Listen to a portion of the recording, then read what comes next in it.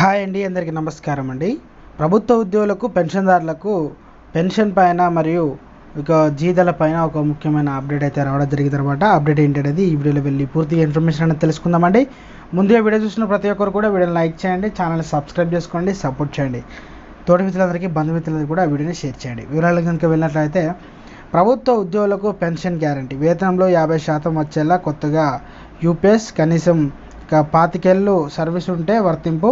ప్రభుత్వ ఉద్యోగులకు ప్రభుత్వం తీపి కబురు అందించింది.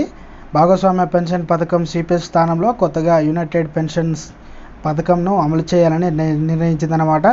అయితే దీనివల్ల కనీసం 25 ఏళ్ల సర్వీస్ పూర్తి చేసుకున్న ఉద్యోగులకు వేతనంలో 50% పెన్షన్ రానుంది.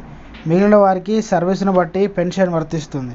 కనీస పెన్షన్ రావాలంటే 10 ఏళ్ల సర్వీసు పూర్తి చేసి ఉండాలని భాగస్వామ్య పెన్షన్ పథకంలో భాగంగా నేషనల్ పెన్షన్ సిస్టంలో చేరిన 23 లక్షల మంది ఉద్యోగులకు ఈ కొత్త పథకం వర్తించనుంది.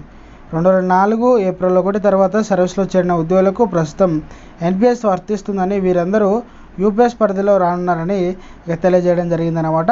అంతేకాకుండా చూసుకున్నట్లయితే, అంతకుముందు చందాతో సంబంధం లేకుండా వేతనంలో 50% వరకు పెన్షన్ వచ్చేది.